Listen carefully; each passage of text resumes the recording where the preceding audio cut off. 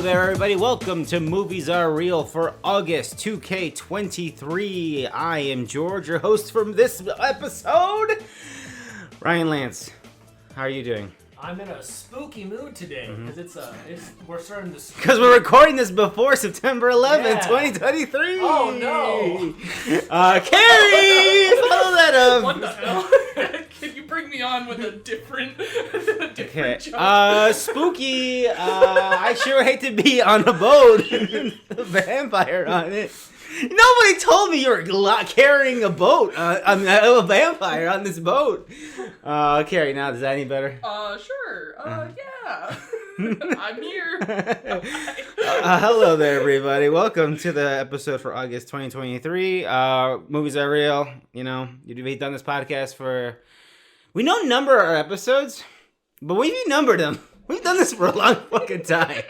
And every time we come here, we talk about the movies of the month prior and what we're looking forward to the next month. I just think about sometimes it hits me how long we fucking committed to this bit. Right. The content machine never ends. So in one way, it's one never-ending episode. That's true. One never-ending piece of content that is out there in the world that someone could, in theory, listen to.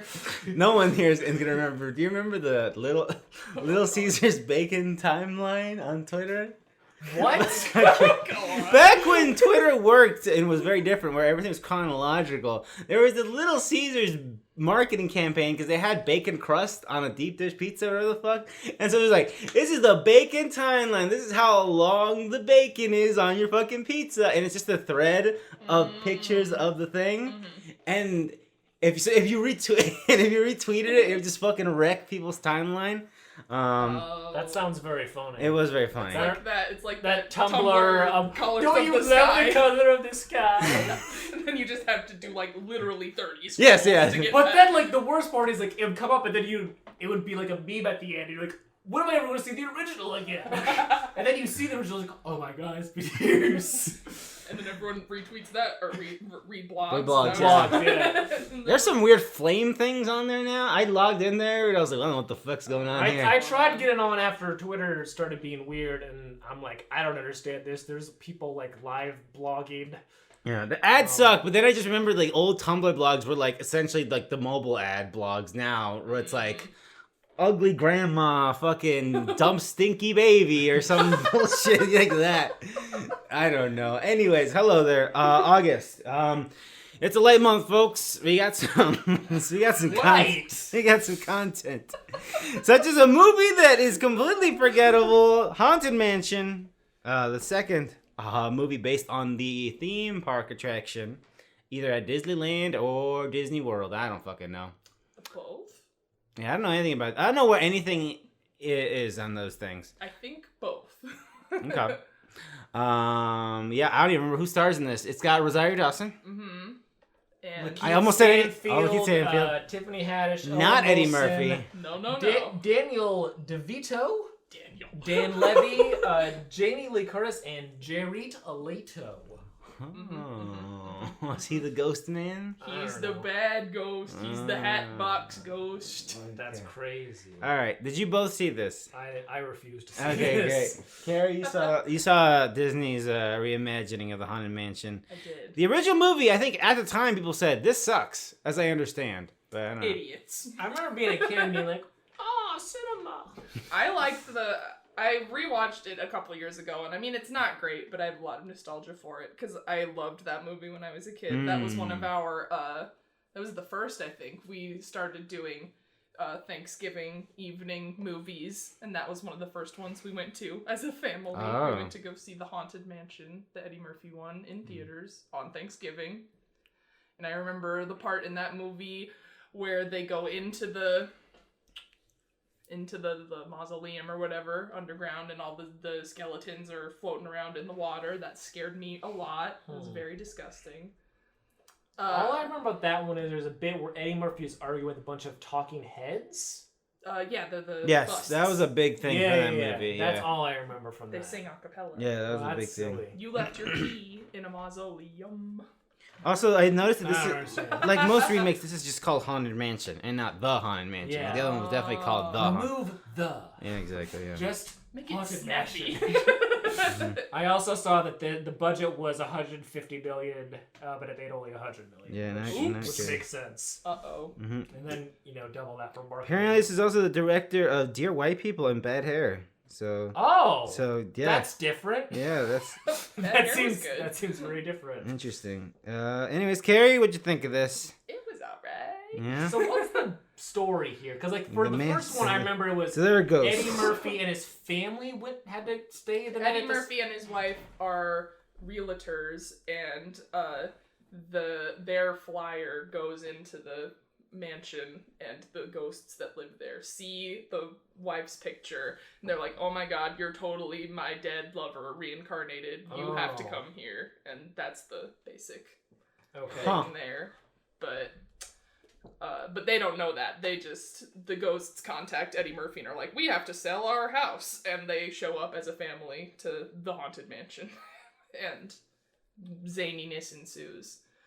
But this new one is about Rosario Dawson and her son moving into this house, and they quickly realize that it is super haunted, and they reach out to several different people to try and come help them with the situation. Like Lakeith Stanfield has a ghost camera, like in that Paranormal Activity movie with the ghost dimension camera. But he has like a sad backstory with a dead girlfriend, and Owen Wilson is there, and they quickly realize that once you walk into the threshold of the house, it won't let you leave. So that's how we end up with this whole ragtag group of people. And they're just trying to figure out the what happened in the house and try and fix the haunting, because there's a spooky hatbox ghost played by Jared Leto who is really not a fun guy. Crazy. I know, very crazy. I remember thinking it was fine. Okay. Yeah, I think most people, it was pretty forgettable. Yeah. Wow, that's weird. Apparently it released at the same time as Talk to Me, so I guess Talk to Me probably did better than this, so good job. Another ghost movie. Right. And also, I think the strike happened right when... Yes. So, none of the big stars cast could do... To be fair, it's decently stacked. It is decently stacked, but, that's what... they do is Yeah. they get these big stars and then they have them do the big press tours. Because I believe the premiere was going to be at Disneyland. Yeah. But then they couldn't, so they just got the character actors from Disneyland. Yeah, so it was like, oh, look, it's Woody from Toy Story. And it's like, oh, okay. But yeah, it's very funny because, they make these movies for that marketing campaign to get people in, and then they can't. They can't do it because they don't pay anyone good enough. Mickey Mouse, Minnie Mouse, Disney villains such as Maleficent, Cruella de Vil, and the Evil Queen walk the red carpet. So there you go. It says Bob Iger was there. Oh, evil. It's coming to Disney Plus on October 4th. That's crazy. So you're saying, Carrie, maybe check it out, maybe not? I don't know. October 4th. How much could this entertain a child? That's what I was thinking. I don't know, honestly. I don't even know what happens in the actual ride. I feel like I was gonna say also maybe there's some homages to the ride that just went over my head. I have no idea, but I don't know. I feel like the first one, the Eddie Murphy one, might be a little more fun for children, but I say that as someone who was a child when I watched it, so I don't know. Nope. But yeah, this one's not much of anything, in my opinion. Okay. But it's got some interesting stuff with Lakeith's character. He always does a good job, so he brings a little more gravitas to this kind of nothing movie. But well, there you go.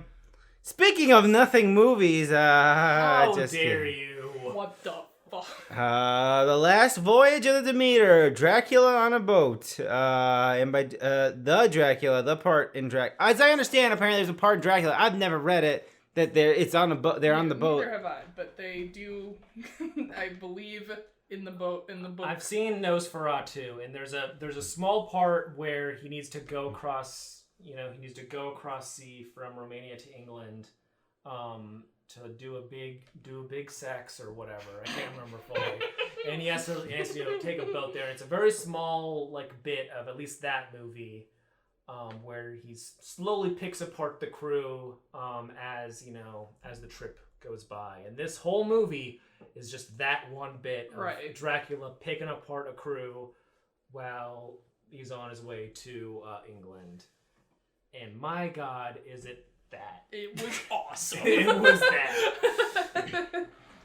I like the commitment to, you know, the old timiness. You know, it felt very like 18. You have to say, when is this? I don't even know what cultural time, historical touchstone. 1890s, I think, probably. You know, the boat. Was it a slave ship? Was it like a cargo ship? It was a cargo ship. It was cargo ship. It was like it was basically these guys have the crew of the Demeter was like, hey, we got hired to carry these 40 weird cryptic crates across sea. It's like, oh, why?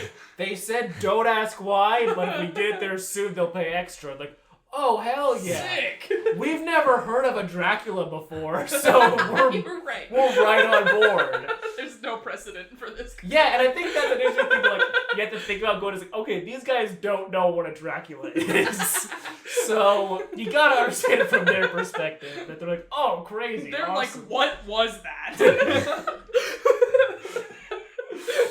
To be fair, until this movie, culture never associated boat with Dracula. No, never. So, even though that's like part of the book, thing. apparently. But I like the commitment to that time period. I like the main protagonist is pretty good. I think the main issue with this movie for me though is Dracula is they try to make him be like really like bat monstery, and the CGI on him is never very good. I think it's very funny. It is. That's the problem. Like the worst part for at least for me is like when you first like really get a look at him. It's like pan at the feet, go up because like a character is like hiding, and then they see him and they see his feet, and then it pans up the whole thing. But like he's naked the whole time, so it pans up and you see that he doesn't have a penis. And like the one thing about I know about Dracula from Bram Stoker's horny Dracula is that he really likes he fucks. So I assume he had a penis. So it's just weird that you know he doesn't have a penis. You know what? You're right. This is a problem. This is a problem. But then it's also like if Dracula himself like hired this crew to like get him over, like is he still that like weird like diplomat, big suits and hats? Is he still that guy? But he looks all weird and batty, and yet at the very end you see him in that getup. It's like, wait, so you were just running around naked on the ship for fun? You're not just a monster? The box with his clothes was at the bottom of a stack, and he couldn't get shit. He had 40 days, and he's a Dracula. He can get to it. So did he keep the crew? Did he just sail the boat? Because I assume halfway at some point he's like, bah! And then he's like, I still gotta make it across this goddamn water. He's like picking them off one by one, kind of. And for a while, they're like, something. Well, he eats the animals first. And they're like, something happened to the animals. There's some sort of disease on the boat. Yeah. So they're like, everyone is sick, everyone be careful. But then they're like, something else is happening here. Yeah, but it's kind of like, it'd be easier if we just it's like, we can't do anything besides just, you know, finish the route at this point. Right. That's true, because otherwise you're just trapped at sea. Yeah. So basically they're like, well, just keep calm and carry on. Okay. And he also has his, I don't know what the word for the lady he brought with like him. It wouldn't be a familiar, just like a feed A bag. blood bag. Yeah, blood bag. That's how they there's like a lady on the ship that they find who In is another like, box. in another box, and she's like, "There's a Dracula on board." I'm like, we don't know what that is, idiots. And she's like, "Oh my god, let me explain. It's a very popular book." My other favorite thing about this movie, because like no one knows what a Dracula is, like when people get like bit, they don't know what to do with that. Right, yeah. So like you're bit and you're like, I'll go in the sunlight. Bah! And the best part about that is with the kid, which one of my favorite Spoilers. an easy way for a horror movie to get my respect is to really just like brutalize a child. Brutalize a child. Because a lot of movies, they just won't touch that. And, like, Yeah. I get it because no one wants to see a child get, torn apart. But except this guy. But it's really funny when you see it. But basically, like, one of the kids gets, like, bit. Because the captain has his grandson. on the Yes, ship his with him. grandson. Mhm. And he gets bit, and, he dies, and, like, oh, we're all so sad about this child.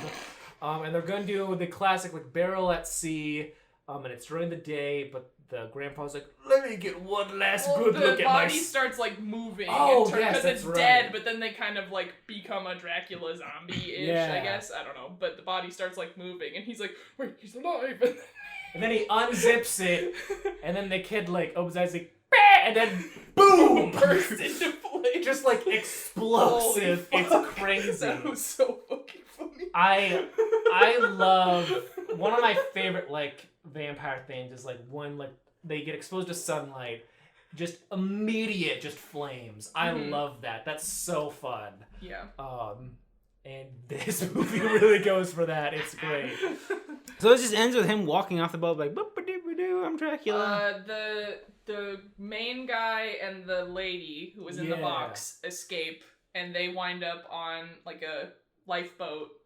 And Dracula's still on the big boat, and it's just finishing out its course. And it just kind of crashes on shore. Yeah, and then you find out that the lady has been vampired, so he leaves her, and so our main character makes it to shore, and then he goes into a bar, and he's walking around, and he's sitting down, and he turns around, and you see I don't even remember if he's like monologuing, and he's like, I'm going to, because like the overarching theme is, like, the story is told from the perspective of, like, the captain's log. Yeah.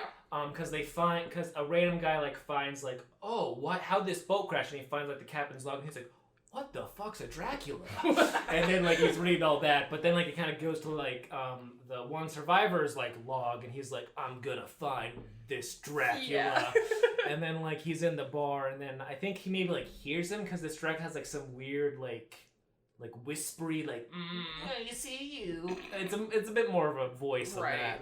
But then, he sees him in the bar, and he's, like, in the hat, and he's like, meh. Yeah, he's literally sitting in a booth, and he's got on, like, a fucking trench coat and a top hat. Yeah, like, and a fun cane, and it's like... It was awesome. It was very funny, but then that, like, got to my face, like, so he was just naked for fun, and also, this guy who looks like a weird bat monster walked into a bar. I don't care that you're all suited up for a nice, like, you can still see the face, and you're a weird bat monster. This is an affluent gentleman, Ryan. He's here to patronize our bar. I don't know about that. I really am not sure. Show him to his table. I guess. But then, yeah, the ends with him being like, I will find him. There he is. Yeah, but then he left the bar. What an idiot. I would have just taken him out then. Throw down in this Applebee's right Yes. now. Also, why was it an Applebee's? It was set in 1892. Well, that's that. It's a very entertaining movie. I'll say that. Is it? much. Okay. Yes. I It's had not a like great time. it's not like a groundbreaking piece. I mean, it's Dracula, you know. I mean, it didn't. I mean, it cost $20 million to make, so I guess it made $40 million. I guess this is Universal. So is this another Dracula? Like another, because it's Universal, so this makes it the Dracula of record. Is this another reboot in the like not dark universe? It could be. I just remember, all I remember reading is that this has been in development for like 20 years. Oh. Which, when you think about it and think about the movie you watch, like, yes, this feels like a 20-year. If this movie came out in 2003, nothing would be different except the monster would look a little worse. Or possibly a little Or better. Yeah, because it probably would have been practical. Yeah. Oh no. Damn it. We're in the bad timeline. Alright, well, I guess, yeah, that's an official Universal. This is made by the guy who did Scary Stories, Troll Hunter, and The Autopsy of Jane Doe, which is a movie I sometimes think about watching. It's alright. It seems okay. It's fun. It's got Brian Cox in it. Alright. Paddling on to this little fucking voyage of mediocrity. Blue Beetle! Blue Beetle, the last movie, Or the first or movie? it's in the middle, right? Yeah, it's in the weird, like... The DCU. If people like this, then it'll probably stay. And also, he's inoffensive enough that he'll show up and be like, it's Blue Beetle. Yeah. Okay, great. So yeah, this is one of the last fucking DC movies. Originally gonna be an HBO Max original. Yes, originally gonna be an HBO Max original. But then they originally were gonna make Batgirl and then Blue Beetle for like a Max original. But then there was marketing promotions that like standees that went out that have Batgirl and Blue Beetle. Yes. And other stuff, Flash around it. But they just deleted the file for Batgirl, and then they're like, I think this will do well in theaters, which I think it has stayed like consistent. It's a lower budget. It doesn't look. I think if you can tell that they made that call early on, I guess it's not like they have scenes where they had a lower budget and then it looks like they knew what they were working with once they started shooting. But yeah, Blue Beetle, everybody loves this superhero. Definitely not lame at all. Fucking, I don't know. I know nothing about the Blue Beetle, so I'm just trusting what DC tells me, and this is the canon of the Blue Beetle. But we got, what's his name here? What was his name? He had Spanish. He had a very, very Spanish name. Oh, then I would not be able to even pronounce it. If I knew it, I would not be able to pronounce it well. Yeah, they all have some of those names. I'm going to look up. But anyways, our little friend here, he's just a guy. He's coming back from college. He's Latino. I think he's Mexican. But his family lives in essentially what is L.A. Essentially, it's like future L.A. It's like a future L.A., but is it in Mexico? No, it's not Mexico. Oh, I'm saying he's Mexican. Okay. But it is a fake DC. Okay. It is a fake DC thing that they made up. That's crazy. Yeah, it's like, what if, again, like Gotham is like, what if Chicago was fucked up? And, this is what if LA was more Latino? Because like their part just looks kind of like kind of just looks like LA. I'm not gonna lie. But then they have like the fucking future fucking thing that just looks. Anyways, our Blue Beetle friend is coming back from college. His family welcomes him, like, you're back. And then as soon as he has his first taco, as they say, they're like, we lost your dad's car shop. The house is getting foreclosed. They're taking the house off. Also, your dad had a stroke. Also, welcome back. Hey. And he's got like he doesn't have his full law degree. So he's like, whatever, I don't know what he has his like bachelor's essentially. But in order to get a job, you need to have your doctorate or whatever the fuck. Yeah. I don't know, I'm not a lawyer. Being a lawyer is expensive. It takes forever. His name's Jaime. His name is Jaime because then there's this bit where like Jamie, baby. That's right. That's why. Right. Susan Sarandon here is. Susan Sarandon in this movie. The Scarab. I got to have the Scarab. Susan Sarandon's not great in this movie, but she is our big bad. I love her so much. She's great. She was like, when I saw her in the trailer, I was like, what? I might see this. Then I didn't. Yes. I love her. So Susan Sarandon, she's sort of like a Tony Stark, and she works for a military weapons maker. And then she had a partner. A guy who is obsessed with the fucking Blue Beetle and like the Scarab, this power, whatever the hell. He disappears, and now she's in charge, and so she's going full. We're gonna fucking make a fucking super robot man, but we need the Scarab to power it up. But the daughter of the old guy is still around, and she's like, Susan Sarandon, you're not gonna get away with this. And she's like, not Jamie. Jaime.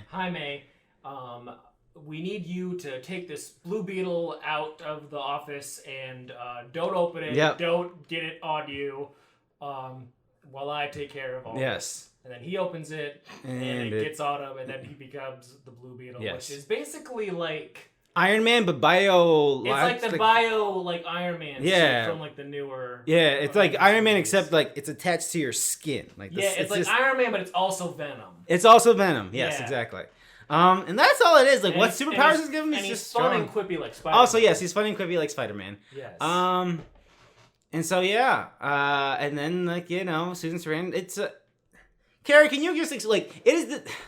Can you just guess what this movie goes? Because you probably could. What do you mean? Guess. Like, this is just the superhero template. Yeah. So he gets the thing. So he gets the thing, and then it's like, whoa! So we have a scene where he's like flying around, like, what is going on? And then the thing is like, bird. It's like, I gotta figure this out, and then funny stuff happens, and then oh no, there's a bad guy with the exact same powers as me.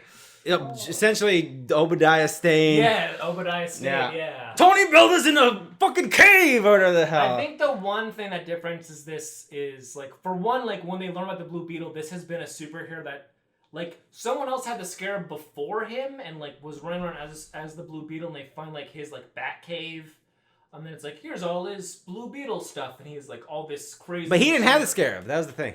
He wanted to find the Scarab. He wanted to find. So he's just trying to make it happen. He was just like a shitty Batman because he didn't have the Scarab. Interesting. I thought he had it, but he wasn't worthy for it to like attach. Oh yeah. He had it. You're right. But he couldn't use it. So he just like analyzed it and was like, I can use this technology to make my own technology. Yeah. I have this beetle-shaped machine that looks like Watchmen thing. So, anyways, not to get guys into the minutia, but the biggest problem with this movie is that it is just like.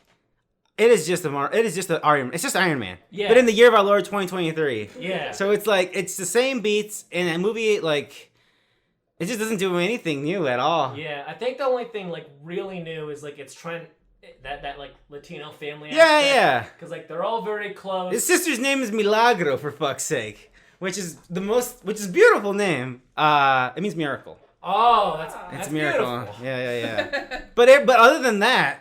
It's just that. That is true. And George Lopez is pretty much George Lopez. He's pretty good in it too. He's pretty funny. He's funny. Yeah, he's a funny guy. Which is the problem with it. The movie has a lot of heart. Yeah. And it's just. But it doesn't have anything.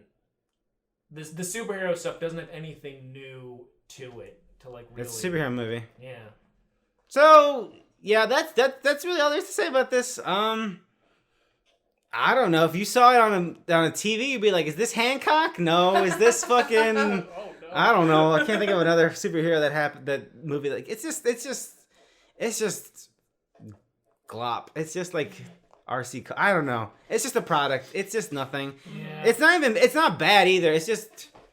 I don't know. It's kind of like, because like we were talking about this before. It's like we both like grew up like watching like DC TV stuff. But like we both Superman and Batman specifically. But we know nothing about Blue. No, I don't know who this man is. Who is this guy? I don't think he was in the JLA cartoon. No, he was not in the JLA cartoon. He was like a new 52 guy. He was like an old hero that they brought back, just like they did with Shazam. But like that Shazam, at least the first one, like had a lot of heart and a lot of like new stuff. Yeah, the first Shazam's good. It brought to it.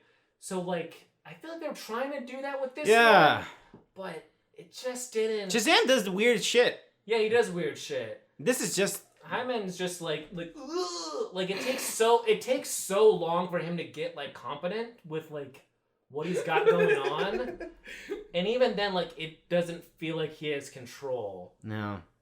Yeah, it's his. The only thing interesting about this movie is Susan Sarandon's buck wild performance. I would love to know how the hell did you wind up in this movie? I feel like for a lot of those, it's like their kids or their grandkids are like, we gotta be a superhero. It's like. Oh, I got this Blue Beetle script. I don't care about it, but it'll make my grandkids shut up. Like, that's how I feel like a lot of it is. So, yeah, she is... Especially for, like, an actor like Susan Sarandon. Like, why would she want to do this? Besides, like... But it's better. Okay, like, it's like... It reminds me a lot of Elizabeth Banks' Rita Repulsa in Power Rangers, but this is better because it's Susan Sarandon, and she's just hamming it up, but... When Elizabeth Banks did it, I thought it was lame, and Susan Sarandon... I think we need to rewatch Power Rangers 17. Yeah. I was thinking of every year in my head was going by, and I was like, no. 17. My favorite part of the end of Blue Beetle is when Susan Sarandon leads the data of the Beetle. So she's got at some point he sucked out all the stuff from the Blue Beetle, put him in a thing, kind of like Ninja Turtles, you know. It was exactly like Ninja Turtles. Yeah, it was like Ninja Turtles. Sucking the juice out of them. Yeah. Yeah, and then so she's got all the stuff in this little device thingy, and she just drops it or something. How does it? She has it, and she's like, ah! And then they smash it, and that's it. She literally, I have no like, idea. oh shit! I have no idea. It wouldn't surprise me, but I have no idea. Yeah. That's pretty funny. I just remember that she had like her henchman guy who had the same powers as Blue Beetle, and like right before Blue Beetle killed him, he's like, here's my backstory, and like all this like traumatic stuff. It's like, oh, that would have been cool 30 minutes ago. I don't know. But yeah, that's Blue Beetle. I don't know. the lady who's his love interest who doesn't do anything in it. No. She is a very famous Brazilian supermodel / telenovela actress. Oh, interesting. And that's all I got to say about it. So yeah, I feel bad about it. Everyone here had like the director. Especially, like it's clear that the people who made this movie we're gonna make like a superhero that's Mexican, and he's Mexican, and it's fun. That's cool. He's got a Mexican family, and he's got jokes. He like laughs at fart stuff. That's whatever the hell. That's a thing we do, Latino people. But yeah. And but the everything around it, the stuff around it is good. The stuff in the middle, like the core of it, is just the superhero stuff somehow is the worst part. yes, the superhero which stuff. is crazy.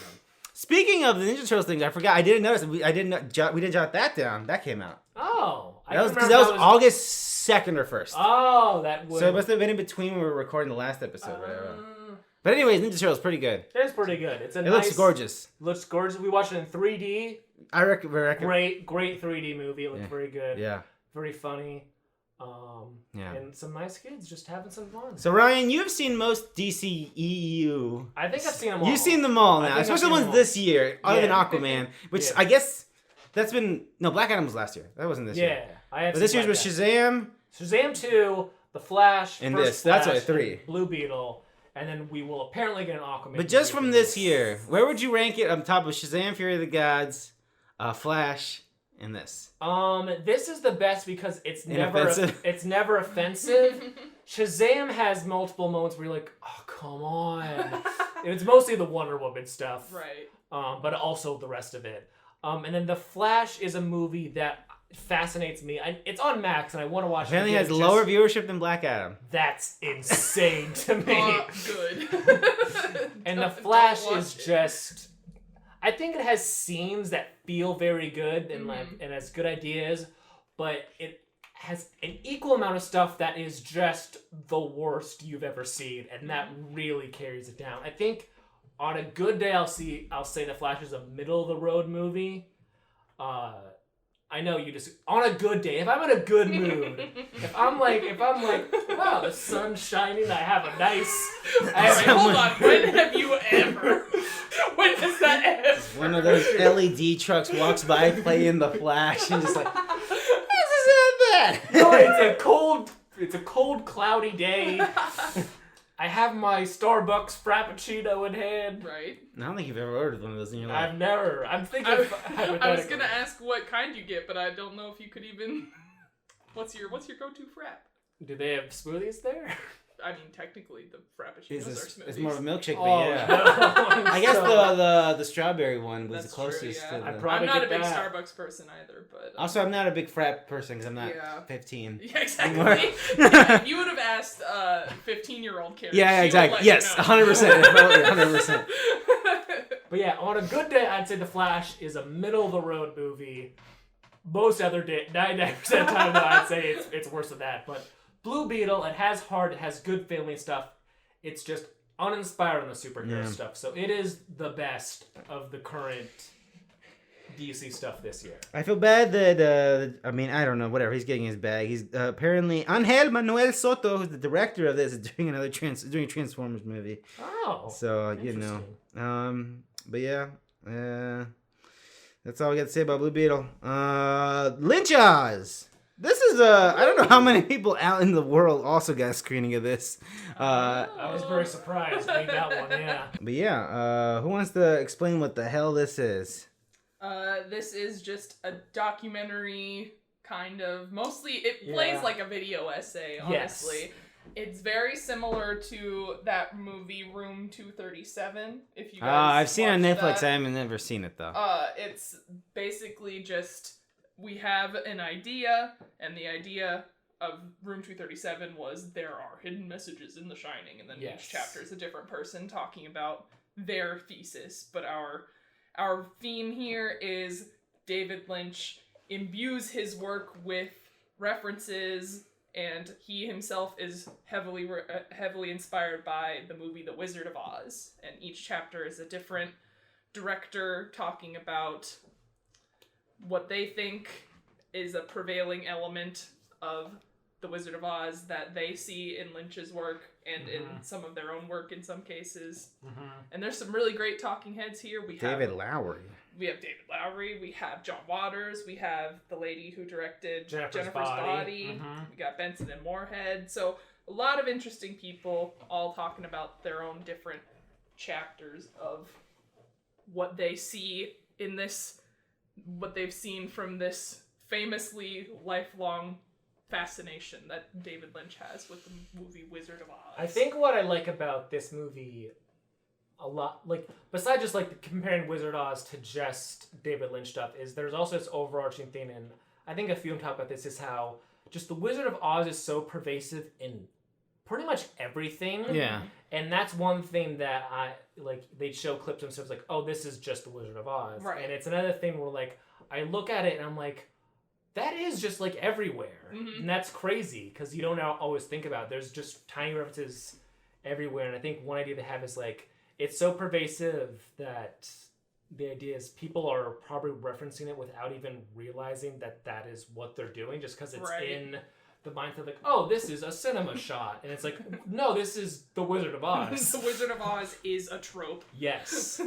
But then, like, the main thing, it all goes back to comparing to David Lynch stuff, and they show stuff from all of his movies. I think the one I did see was The Straight Story, which makes sense, because that one's just kind of like it's a very good movie, but it's not, like, dreamy and Lynchian. But they talk about the Netflix Monkey one, too. Hell yeah. And they talk about so much Twin Peaks talk, too, which is very fun, too. I'm going to say, I can't think of any Wizard of Oz references in Twin Peaks on the top of my head right now. I don't remember. I can't remember. This Wild at Heart, though. That's the whole thing is fucking Wizard of Oz. Yes. We went to this documentary and they just showed the film Wild at Heart. I think the main Oz thing is, like, you know, the behind the curtain kind of thing. Right. Comparing that to the Red Room's curtains. You know, just, I don't know. I really want to see this again, just because it's just, I like watching a good film essay, you know? What can I say? I'm an awful person. And I just like watching them. This is just like 5 really good film essays by 5 people who make films for a living, which is like listen to John Waters talk about David Lynch. Like, where else are you gonna get John Waters talking about David Lynch for 20 minutes? That's great. Probably could just get him to do that. I know, but I don't have his number. But that's true.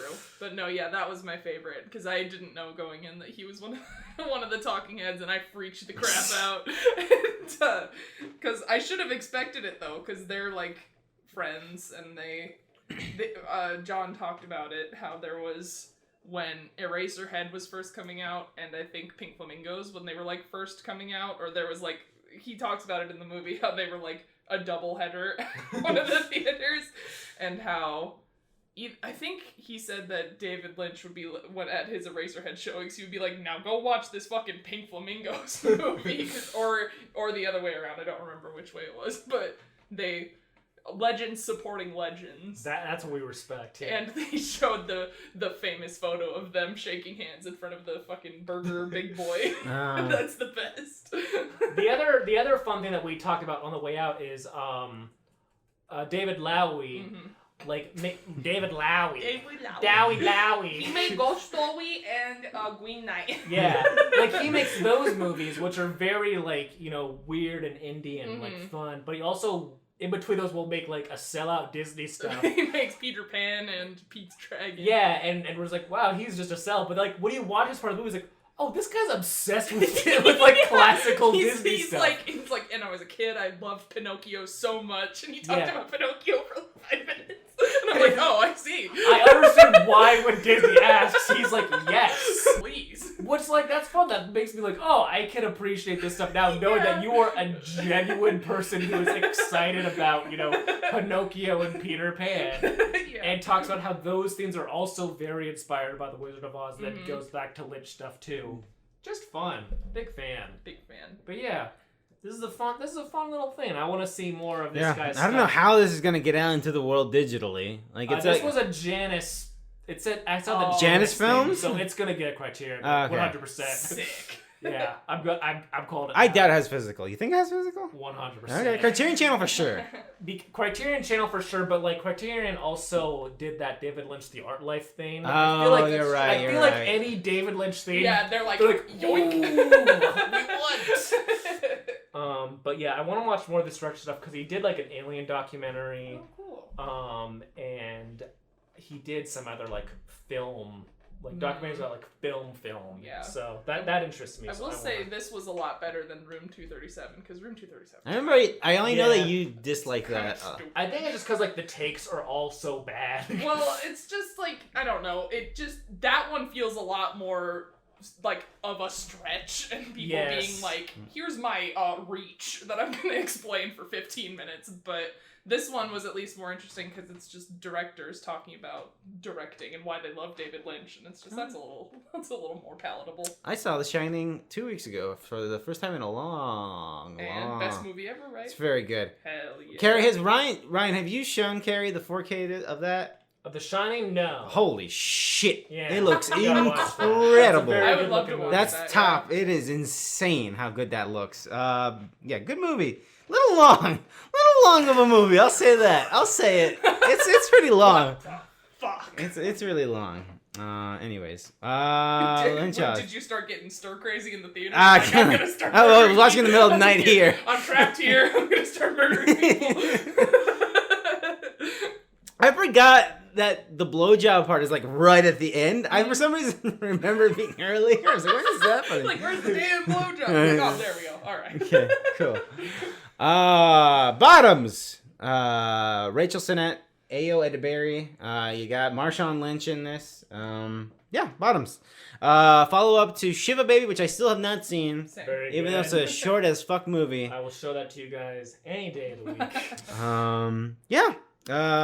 We have our two lead characters here who are loser lesbian kids in high school, and they can't get a date or anything because they suck and they're losers, I guess. And so they're like, what if, to impress the girls, we make a fight club? Because the fucking... Okay, first of all, the trailers don't tell you that the reality that we are living in is a little strange. How would you describe it? I don't know. It's the weird machinations of the writers of this movie where, like, things don't make sense, and that's just how they are. Where it's like, this football team's a little weird. The world is a little weird. Because they don't point I came off track, but they don't point attention to it, but did you see the posters in the hallways of they're like, really weird posters. They are, yeah. Anyways, when you watch it again, it's very strange. But yeah, this is supposed to be like a sort of Revenge of the Nerds sort of comedy of like these fucking losers don't have anything, but they got a crazy plan to get some cooch. Exactly. I think that's an actual line. Probably, I think so. Yeah. Yeah.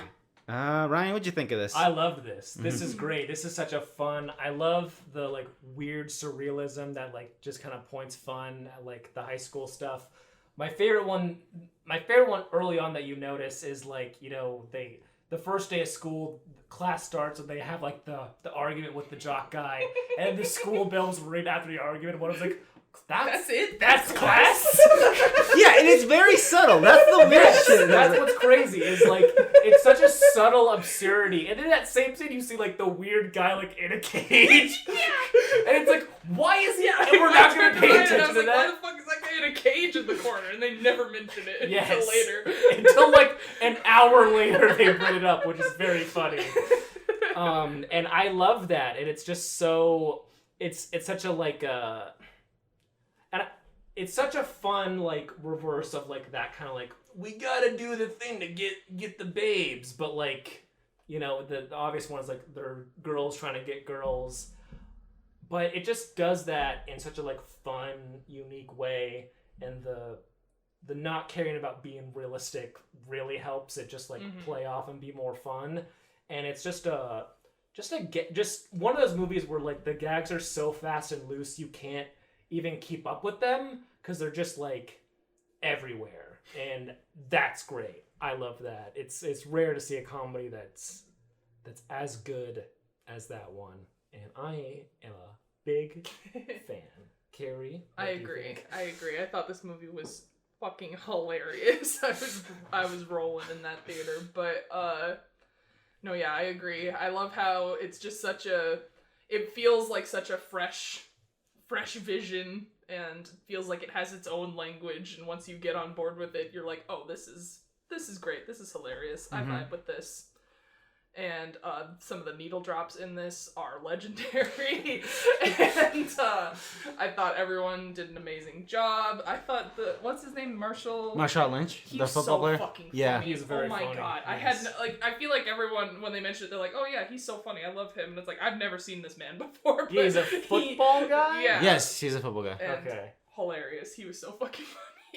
Like they played. I don't know if you got early enough to see I don't know if you saw the early screen. The early screen, did they still play the material before the movie? Yes. Okay, yes. like they had that press conference where he's like, I don't want to be here.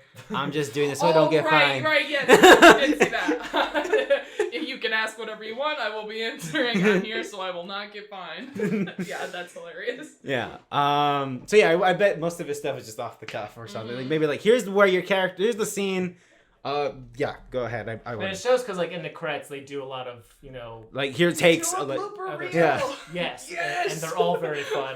That's one thing that I'm excited for the physical is also more bloopers and the commentary. And I was like, oh, hell like yeah. I don't know how Very you fun. like. I think the thing with comedy, I forget what movie. Oh yeah, it was like Jennifer Lawrence talking about Will Ferrell and Elf, where she's like, I really admire that movie because Will Ferrell doesn't know that he is an elf. Like in a movie that is like going to like be a big hit and like it's going to be last Christmas and Christmas and Christmas. So like he's dressed up as this fucking elf and just committing to this bit where you don't know this is the stupidest, lamest shit in the world or actually funny. And I think the same stuff with like their weird world building shit where it's like, I would love to hear commentaries like, again, how do you come up with this and like and feel confident like, Yeah, I think this is good. I think this is funny. This could Yeah. be like incomprehensible. Yes, exactly. Under Exactly. the It's like, I don't know wrong what the hands. fuck we're doing here. But they just nail it, and that's Yeah. fun. Yeah. I think Ayo is great. I think she's had a lot of stuff this year because she was also in Ninja Turtles. She was April O'Neil in that, and also she's the bear. Also, her Letterboxd account is popping off. She's in theater camp too, which is not. She is shown also in here. I yeah, wanna theater see camp. it. Alma put a shit ton of ads. I know, And then that right? one We screen. watched a trailer for that in front of every Every single fucking movie. And it's like, okay, yes, I'd love to pay to go see that movie. No. No, Go to film streams. All the, yeah. I'm not driving all the way out there. Yeah, she's also in for that. Ben Platt's ass. Yeah, so she's had a very, very good year, and it sucks. I think everyone said like she is one of the stars that like the strike is hurting her because like she can't get on interviews for all this shit because she's Yes. great, but she's obviously like really vocal about it, like supporting the strike and stuff. But yeah, I would like to watch this again. For me, I thought it was really good. I wasn't laughing out loud, but I liked it a lot. I think it is. I appreciated how strange they did this assignment. Like I knew like it's already a flip on the tradition of the genre because it is like lesbian girls who are like or lesbian women who are trying to like hook up with other girls instead of like the fucking nerdy dorky whatever the hell. But I also did not expect the bizarre the cages and like the just murder. The insane jocks were like babies. Yeah. One of my favorite gags in this movie that's never like brought up is like the cut of like the school cafeteria and one guy is like giving slop, but like it cuts to like the main jock's tray and it's like a full steak. He's the football star. Yeah, and that's so funny. We love him. We love him. It's so funny that there's so much how like the jock's table is just the Last Supper ass Yeah. thing. That just them facing the whole thing. It's so the way they treat the jocks is so funny because they're just ridiculous. Another thing I like about this movie is like you can really, and it helps the spirit of the movie is that it feels like they did it on a shoestring budget. Like it feels tight. Like all the sets, like everything, like feels like we're dealing with a really small scope, and they get a lot of mileage of what they're working with. Because of that, it also feels like this is a movie that came out maybe in 2003. But nobody understood it. Like, what the fuck is this shit? And then it became like it has that like cult weird comedy that nobody fucking saw vibe with its low budget and just the subject matter. But yeah, it's good. I want to watch it again. Same. Yeah, good stuff. I enjoy Rachel Senna. I like I'll say I think mostly because Rachel's character in it is just a kind of a shitty person up until so but Ayo's just nice and I like her, so I was more rooting for her. But yeah, anyways, Old Boy, hot 2023 film, Old Boy. So Old Boy got a re-release for its 4K remaster. So this is a major theatrical release that came out in August 2023, and that is why we're talking about, because also none of us have seen. None of us saw it, right? No. Yeah, everyone was experiencing Old Boy for the first time. And so I guess what's the set for Old Boy? My whole life, people have told me to watch Old Boy, but at no point did they actually tell me what the fuck this movie was about until I was watching it. Yes. I was like, oh, okay. All I know is, like, it's the best revenge You should watch it. Revenge action movie ever. Okay. It's like, sure, that sounds fun. How do I watch it? That's the best part. You can't watch it unless you buy a DVD. Yes. That's $400. It's like, no, I'm not going to do that. Yeah. So I guess with that, I don't know, is a guy who's a hitman before he is captured? I think he's just a scummy little... He's not a good guy. He's just a scummy little guy. Little rat. Yeah, a little rat man. And he gets kidnapped and put in, like, this weird, like, hotel room, like, stuck there for 20 years? No. Like, a long time. Maybe a decade? I think it was, like, 15-ish years? I don't know. A long time. Yeah, enough time to make a man who's already very weird. Without spoilers, that lady was not that old. Once we fast forward a little bit. Yes. So yeah. Again, and then he gets out. He gets out mysteriously, and they don't explain why he's out. I'm gonna get revenge. And boy, does he. Oh, sorry, no spoilers. Yeah. I guess I'll start with how I feel about this movie. I guess I didn't. Looking back, I gave it 2.5 stars in Letterboxd. I did not love the journey this movie took us on. It's not a pleasant one. It's not a pleasant one, and I think a lot of people a lot of big thing about this movie was like when it first came out, people were like, oh my god, a shock. And I'm not like saying like there is genuine it is like whoa. Think about 2003. Imagine if we were 8 years old. Oh yeah, okay, sure. Sure. Oh god! I think I would have killed myself. But yeah, so 2003, you see this movie somehow at a film festival or a DVD that somebody at Sam Goody sold you for too much. And yeah, boom. It's crazy. But now I've seeing... Oh, and it's also part of I've seen a lot, like Wizard of Oz, I've seen movies take a lot from this movie. Mm-hmm. Like the hallway scene, this is essentially the DNA in John Wick. And I haven't seen John Wick, but that is, I assume, it's that. It's the vibe of that. Daredevil. It's a fucking... Yes, Daredevil's just straight up that scene. And that's crazy, because I loved that first season of Daredevil, then watching that thing was like, wow, that's Old Boy. A lot of stuff is just Old Boy. Any, action scene that's, no cut... Yes. That's just Old Boy. Yes. And that's crazy. So that's part of it, but the other thing is okay, we have questions and there is obviously a twist, there's obviously a mystery that we're trying to solve, and we get those answers, and I was like, I don't they are shocking answers, yes, and I don't dislike them because of the shock. I dislike them because I don't know, it's a little too much. It's just a lot. It's just really convoluted. It's very convoluted. It's really, oh man. I guess, don't you ever hate a guy so much you do that? I've been close, but not quite there. So yeah, that's my thoughts on it. I don't know. Carrie? We need to re-edit the end of this movie and include the jigsaw theme while he's walking out. Game over! When he clicks the button, it does that, but also plays the jigsaw theme at the same time. Boom! Exactly. Game over. Fade to black with those very pleasant sounds. And then credits. Oh yeah, Carrie, what'd you think of this?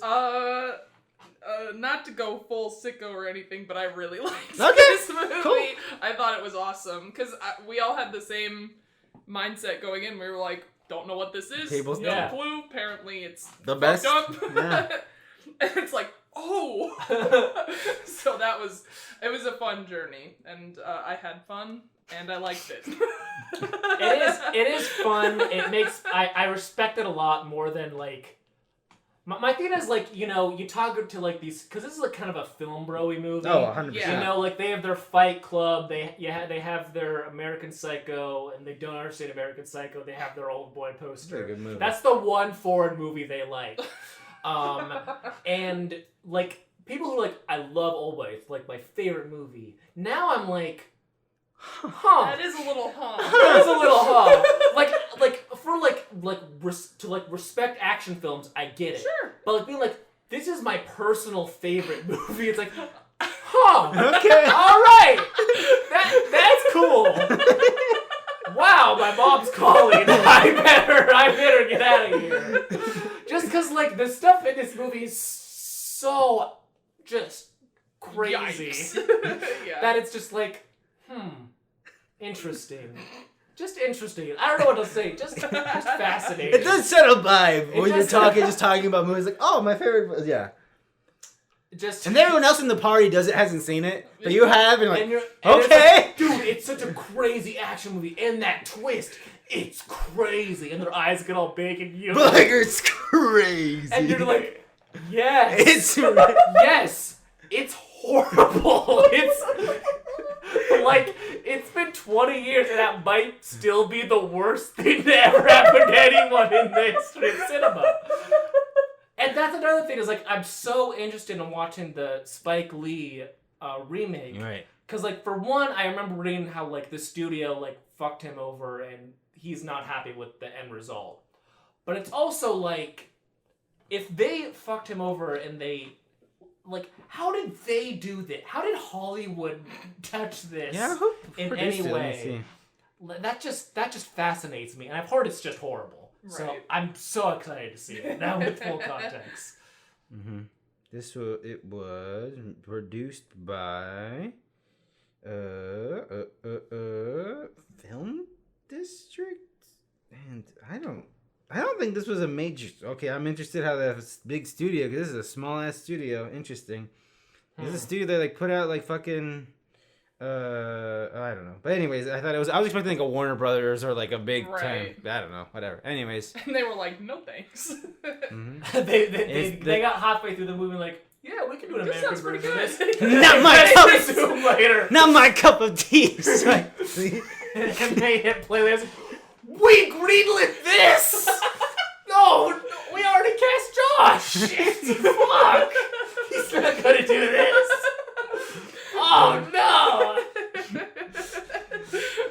Oh boy. This is such an interesting movie. Oh boy. So I'm excited to see the other Vengeance movies too. Yes, I watched. You've seen the first. I watched Vengeance one. Sympathy for Mr. Vengeance before watching Old Boy, and that is a miserable movie. Okay, is it the same kind of misery? No. Okay. It's just it's not as It doesn't make you feel. It doesn't make. it's seeped in misery. Okay. Because it's like it's very much we are in a horribly desperate situation. We're gonna do this one thing to try and fix our horribly desperate situation. Oh, it got worse. Oh, it got worse again. Oh, it got the worst it's ever been. It just Okay. keeps spiraling out of control. But it's not this. It's not Old Boy. Okay, cool. But what is?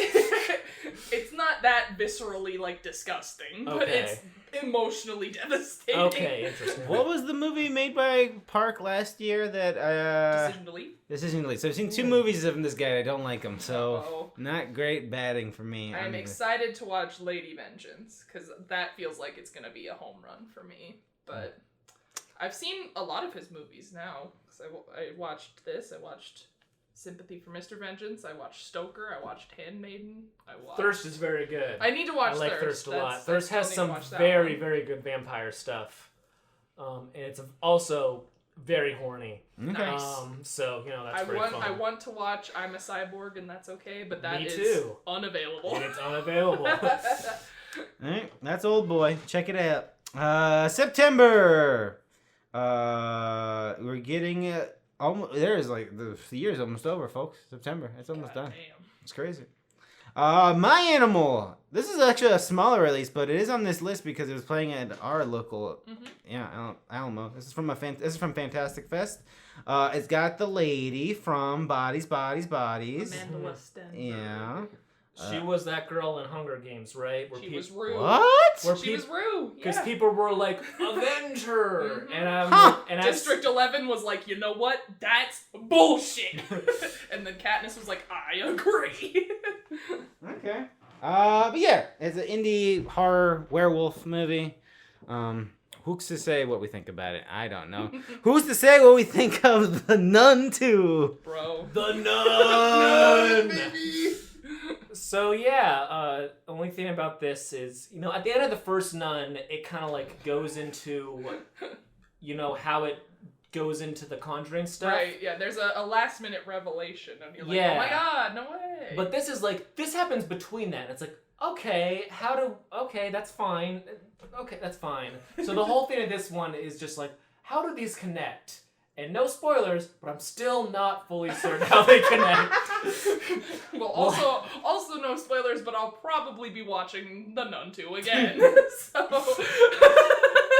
I hear there's a goat boy. Oh, I hope he gets his baby. spit off.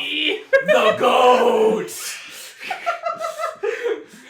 Haunting in Venice. Let's go. The third and baby. finale in the Hercule Poirot series. I hope not. Made by one Kenneth Branagh. My bestie. Yeah. This certainly has to be better than Death on the Nile. I don't see how it possibly can I'm be. putting it out right now. I shouldn't do this, but if this is horrible, I'm gonna be devastated. I'm gonna be so sad. Like, come on. They keep letting him make these movies, and I they love just him. get worse. I love him so much. It's so fun how he's so committed to these. I know. I saw. I don't remember if it was a tweet or if it was what it was, but someone was talking about how they thought it was hilarious that Kenneth Branagh's For Them and For Him, the For Him is these movies, and the For Them is the Oscar-winning fucking intimate movie about his childhood. Because that movie was boring as hell. But yeah, I'm hoping to have a good time, so we'll see. Yes. I still haven't seen Murder. I should probably watch Murder before it. Because I haven't seen Murder on the Orient Express yet. Yeah, that one's awesome. They made a third. My Big Fat Three Wedding. Why'd you do that? My my big fat freak wedding. My big fat freak No, wedding. I was inspired because another movie on this list has the number in it, and so I did that with a few other movies. You silly goose. Yes. I refuse to believe this is a movie playing currently. But... Well, plays I playing got currently. news. My mom No, went to see really. it. She asked me, and I said, no, thanks. I haven't seen the other one. Fair enough. Expendables. This one officially has the 4 in the title. Yes, it does. Expendables. This one added a female character, and it's Megan Fox. Oh. Yeah, and she's married to one of the old men, apparently. I'm not She's married to surprised. Jason Statham in the movie. I Yeah, believe? he fucking wishes. That sounds like something that they 50 would write Cent. into this Yes. movie. 50 Cent is one of the guys this time. It's got Tony Jaa, apparently. I have no clue what The Expendables is about. Because it was just like, it's like all those old 80s action stars, and now they're in one movie together. Like, that was that. Yeah, that was the whole bit. I don't know what they're... And now we're at 4, and it's like, what's the bit still? Yeah, I don't know. The first one was also directed by Sylvester Stallone. Oh, That's fun. okay. So... but Sylvester Stallone, we like him now again. I don't know. We like, do? Well, like I'm saying, like, he had a moment in the 2000s where he just became, like, who the fuck is this shit? And then he did Rocky Balboa, and he did that bad Rambo movie, but then he was in Creed, and so, like, he came out like, oh, yeah, and then he was in Guardians. Like, he just exists again, where he just disappeared from public consciousness, and I was like, oh, yeah, so he's fine. He's in Guardians, he's fine, he's whatever. And now it's like, why are we still doing this? The people who watch those movies don't give a shit. They're watching Trail of Freedom or the fucking... Oh, no. whatever the fuck that movie's called. Sound of Freedom. Sound of Freedom. Thank you. So I don't think this. I bet this one doesn't do well. The last one. That's what those people would rename the Trail of Tears. Like, oh, it's the Trail of Freedom. We don't call it that anymore. No. Also, They were happy to do it. the last one had a lady, Ryan, and it was Ronda Rousey, Wow, Oh, Ryan. no, man. Wow, Ryan. and it had Mel Gibson. It's crazy. Ew. It's crazy that they got those two people in a movie together. Ew. That's And Kelsey Grammer. What the I think Sylvester Stallone just looks at Yeah, old celebrities. Yeah, these people are expendable already. Jesus fucking Christ. Oh, Kelsey Grammer. Yeah, okay, What the great. hell? The Threequalizer. This was just called the Equalizer 3, but I thought the Threequalizer was pretty good. Equalizer's pretty funny. Yeah, it's pretty I've good. learned that people fucking love the Equalizer series. It has its own TV series of What the it. shit? This is another What's one it that I'm on? like, I don't know. That's a I good have question. I have no idea what the Equalizer I have no is. idea. Denzel Washington. I feel like this is Denzel Washington's Taken. Is the vibe I get from it? Where That's he's what like, I I'm would just a guy who's assume. very good at killing people. Really, yeah. The Equalizer's on CBS. What? Yeah. Pardon? Okay. Anyways, the Threequalizer. Network TV is not what I expected it to be. Man, talk about sequels we don't need. Spy Kids Armageddon. Yeah, What are you this talking about? there is another Spy Kids. I think this is a reboot, but also directed by Robert Rodriguez. Is it? Yes. Oh, really? Yes. Wow, he is committed to this bit. Yeah. His That's kids are adults now, probably. You don't Yeah. have to keep doing this. that's all I know about this. Maybe is he's doing it for his Grandkids? yeah. it's just like his like back and forth between like these gritty like because he did like the What's hobo the with last the thing shotgun stuff. What's the last thing he did? I think Alita Battle Angel, right? Yep, Maybe. That's it. Yep, that's it. Oh no, he did another Netflix movie that was a spiritual sequel to Shark Boy and Lava Girl. Huh? It That's wasn't not called real. that, but it was like it was another Spy Kids like thing that had that like look to it, and like the whole bit was like an adult Lava Girl and an adult Shark Boy were in it. That's not real. But they couldn't get Taylor Lautner, so it was a different guy and he had a mask on, so you couldn't tell that it wasn't Taylor Lautner. No. Yes, no, this is a thing. Let's be heroes. We are heroes. We are heroes. We are the heroes. Robert Rodriguez. I guess I can just look up Robert. It was something. We hero. are Marshall. No. We are going to buy a zoo.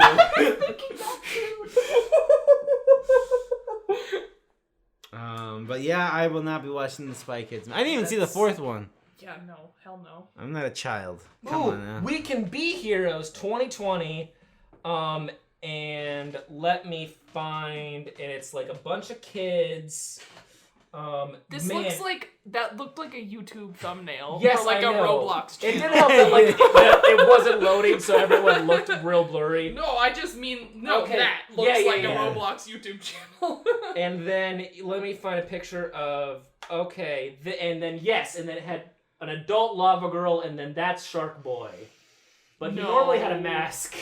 On the spirit of sequels that would. Yes. See, he has a mask. Oh, I see. Yeah, that's Listeners not. are gonna love this part of the podcast. Yeah. Speaking of sequels that nobody knew existed, did you know they're making a sequel to Chicken Run on What? Netflix? I hated that movie. What? as a kid.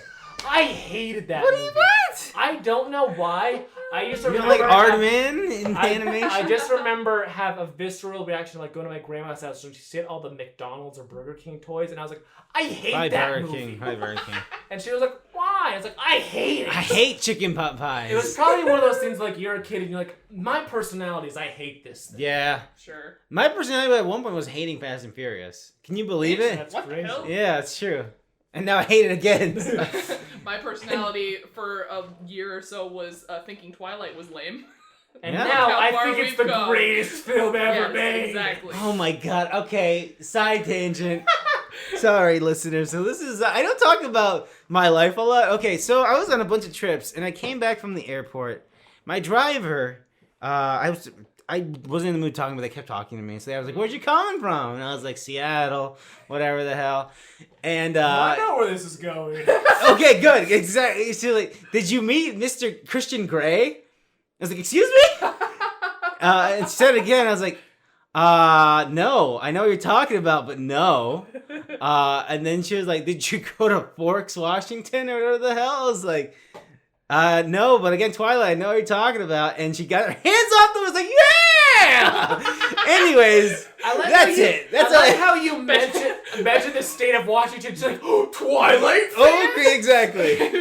I bet you guys didn't know I was an Uber driver. We also brought it up at some point in our trip where I was like, Right. "Oh, where's can we go to Forks watch this?" Like it's like, Hello.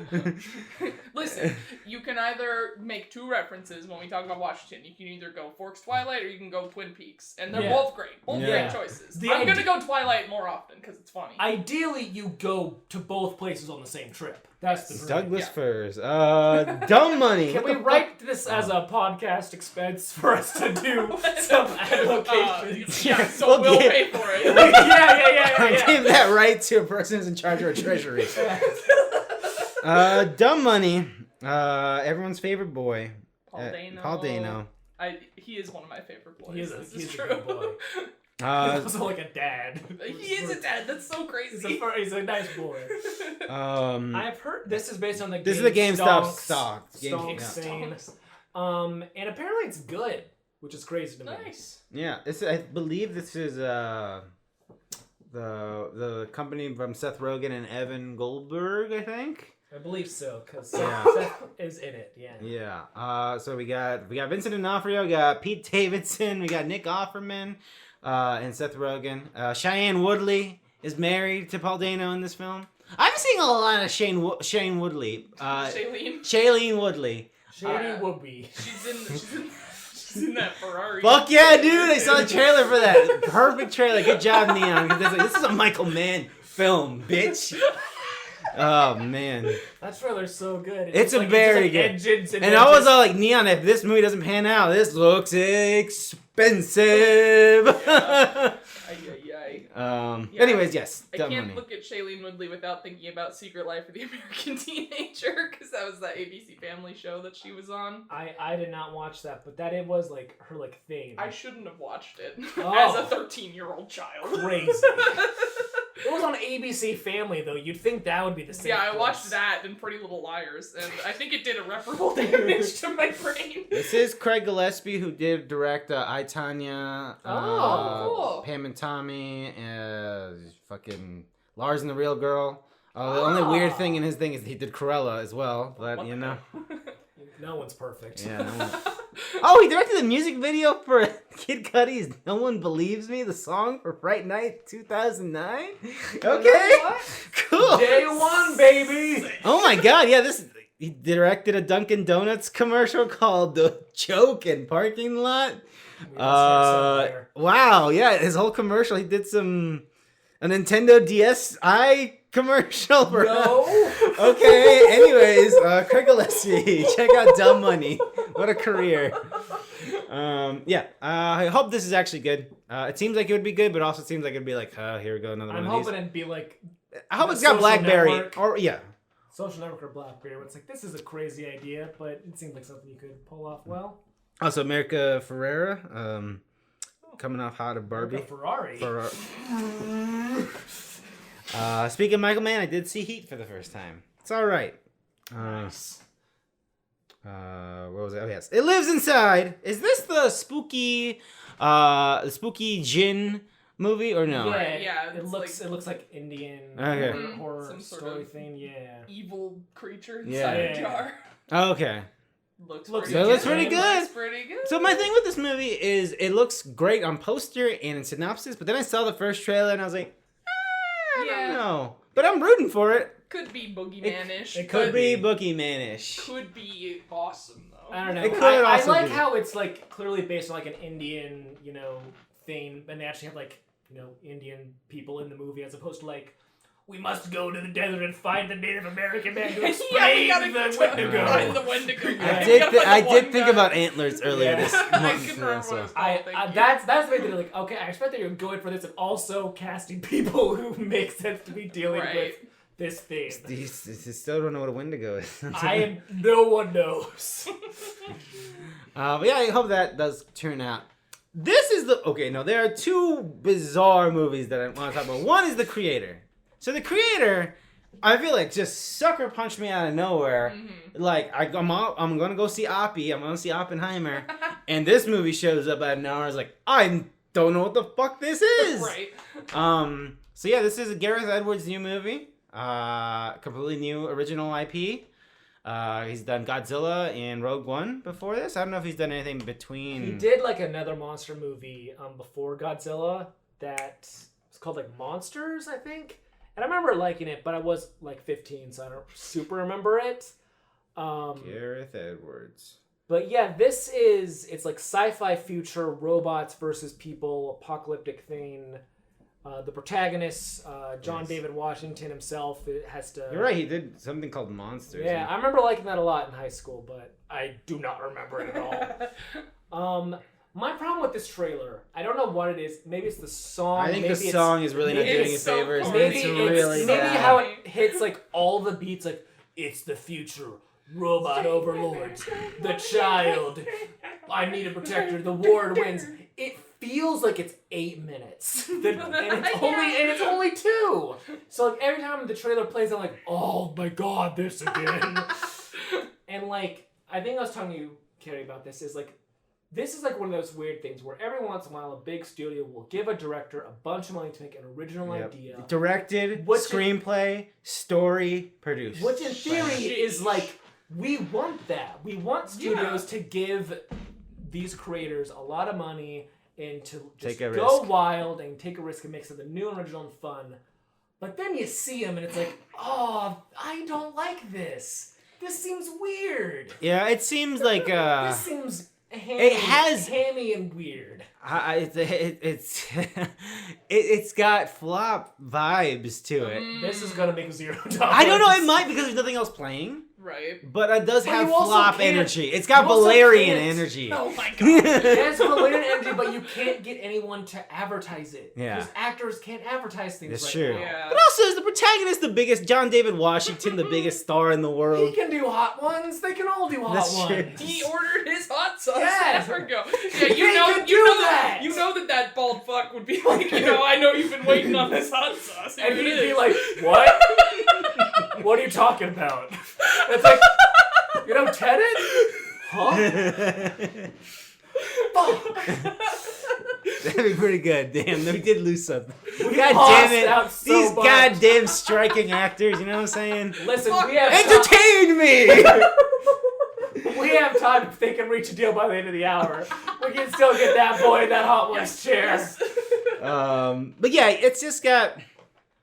It doesn't... Like, it's original, but it's also like... It looks like a movie that would play in another movie. Yeah. Like, even the name of it, The Creator. The Creator. Did you see that new movie, The Creator? No, Bruce Willis's character. We did it. But what I will say about this movie, this was made on $80 million, which is pretty low. That is pretty low. Considering what I'm seeing on screen and the fact that it's got flop energy. So it does at least okay. It can maybe be successful. I would love it if we made more $80 million movies. Oh, I love that. Because right now it's $5 million or $1 billion. Yes. Exactly. And this is not sustainable. Yeah. So that was the biggest shock when I learned, $80 million, that's not bad. I hope not all of Gareth Edwards' money is, because he is the first producer. How much money did you put in this, buddy? So yeah, I think I am curious enough that I'm going to watch it. I want to watch it. So we'll see. That trailer is not doing it any favors. Well, yeah, no, it's very corny. It's very corny. It's got Hans Zimmer on the score, apparently. So there you go. Yeah. Fucking Dix. Okay, this is the second movie on this list. So I'm like, what? Dix the Musical. What? A24's first musical, baby. It's this seems awful. I know, right? This seems horrendous. They were like, we're gonna post our trailer for our new movie musical, and I was like, yes. And then I started watching it, and I was like, oh. This looks awful. He's like, my dick is so big, and I'm like, oh god. I remember when I can't remember what we were watching, but they showed this before, and you knew what it was. I saw it before Bottoms. It was right before Bottoms, and you were like, "Oh, Ryan, I'm so excited to see what your take is on this." And like, I watched it, and I was like, "Huh?" Like, I was just confused. Bad. I think the problem is like with this trailer, because like maybe it's fine, but like for most musical trailers, they have like a song or two in the trailer. They had like 5 songs in here, and I was just like, "What is this? You can't like." I don't know. It just felt so disconnected from what it was trying to do. It seems obnoxious. It seems like really a bad. way. Yeah. It's like the Brothers Solomon or some shit, or Lady Killers. It's got mid to the early 2000s comedy flop vibes to me. And I don't know. The thing with A24, and I don't think they've had a huge, like, big, like, off the gate, what are you doing? Because their marketing is like, we do like a trailer for a movie. That trailer is gonna be so good, it's gonna do all the legwork for us. And this trailer, I'm like, I'm out. Yeah. I don't know what the fuck you're doing. They've been, I don't know you like that. I don't know why you're talking to me like that. I feel like all of their bad movies they bury before it comes out. Yes, exactly. 100%. Because, like, I think Wonderstruck or whatever. Wonderstruck movie. Woodchuck or whatever. And then, like, I also think of... I've been thinking about this movie a lot lately. I need to rewatch it. I was thinking about Under the Silver Lake. That's a good movie. Oh, yeah, I was like... But it did get buried. But, like, that's a good movie, but I feel like... They didn't have any faith in it. They had no faith in it, so they buried it. Mm-hmm. And I feel like that's gonna be this again, probably. Because, like, that was I liked that trailer. It was good. It was like, oh, a mystery with Andrew Garfield. That would make so much money now. Yeah, honestly. But I was like, watching this, like, I'm embarrassed for Megan Thee Stallion. What are you doing here? You're right.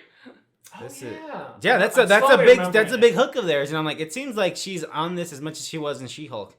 Oh yeah, the She-Hulk thing.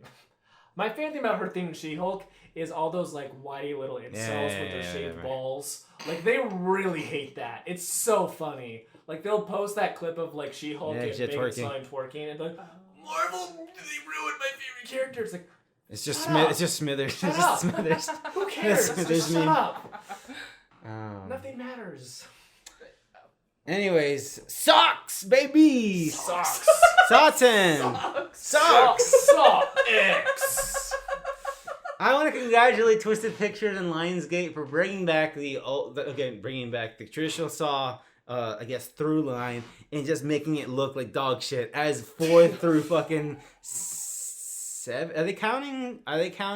They must be counting. We have 7, and then they count Jigsaw and Spiral. So this. Yeah. Oh, so wow. This is 10. So this is 10. Yeah. This is the 10th song. 4 through 7 look like dog shit. And Jigsaw. So 8. 4 through 8 look like dog shit to me.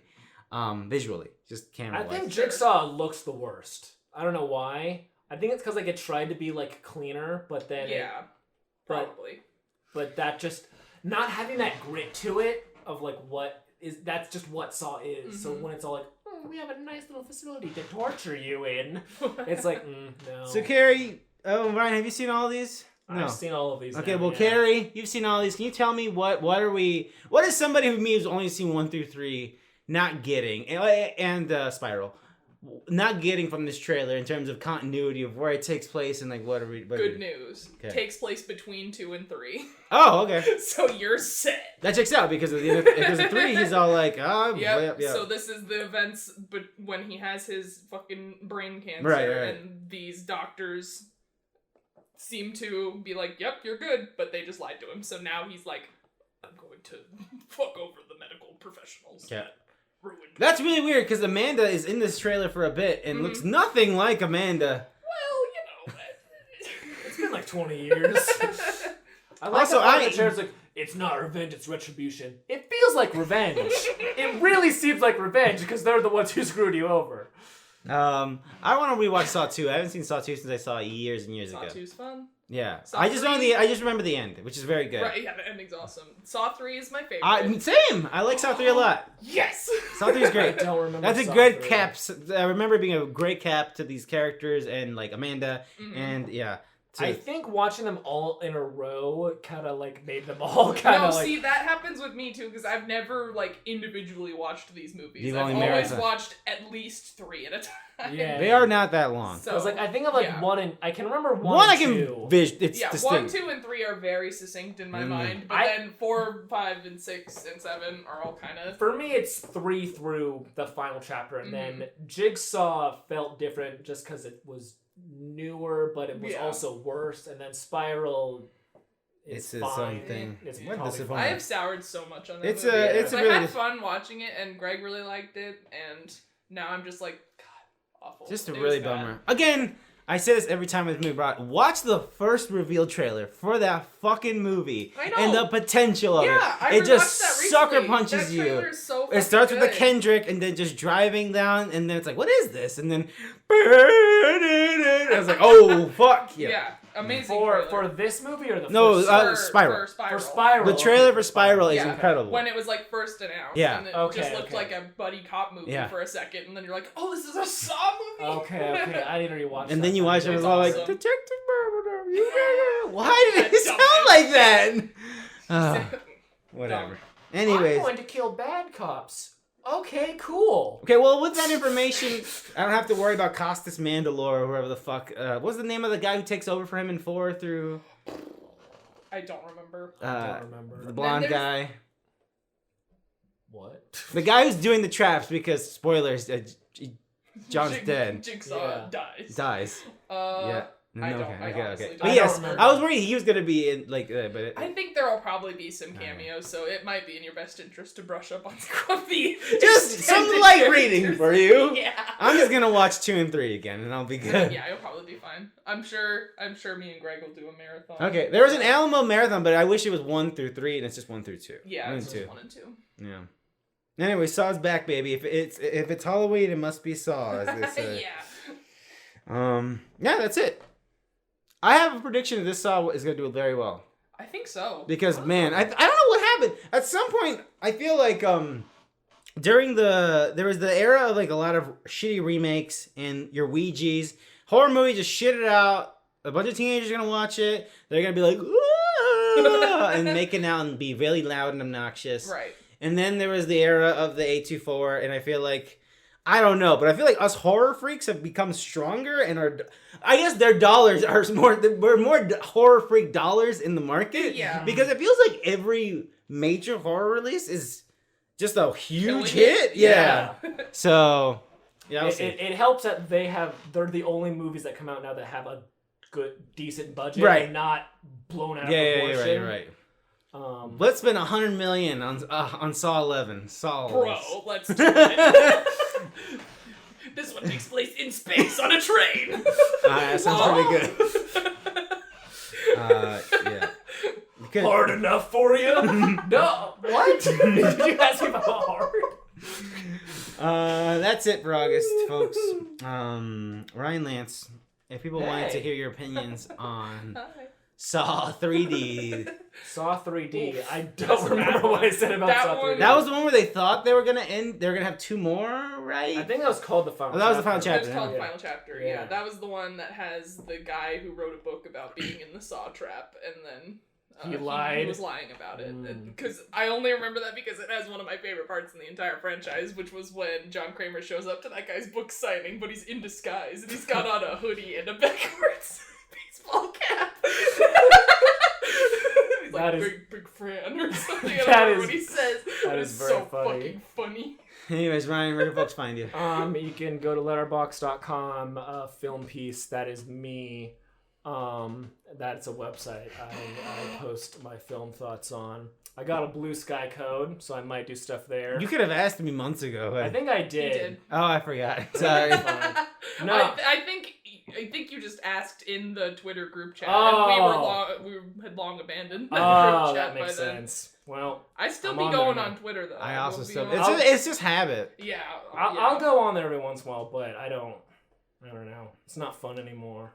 I'd be reposting stuff sometimes. The news still happens on Twitter. That's Is the the problem. thing. Yeah. Yeah, everything still happens on Twitter, even though it sucks. Anyways, Carrie, where can folks find you on Twitter? On X, yeah, I guess apparently. you can still find me on Twitter. Sorry, but no, you can find me on Letterboxd just by searching my first name, Carrie, Karrie. And you can find me at jcruzalvarez26 on Twitter and Letterboxd. Apparently, I have logged 800-ish movies on Letterboxd. Nice. And this year, apparently, I've seen 100. Hell Nice. yeah, It's just baby. insane to me. I don't know how that happened, but it did, I guess. So, congrats Killing to me. it. Yeah, I saw Reanimator. Pretty good! That movie is awesome. Pretty good. I saw you. I commented on your review. Yeah, It's I love- very good. Yeah, It's very, very love good. that guy. Very good movie. Very good movie. Anyways, until next time when you can hear our hot takes on socks. Saw. We'll see you then. Bye-bye.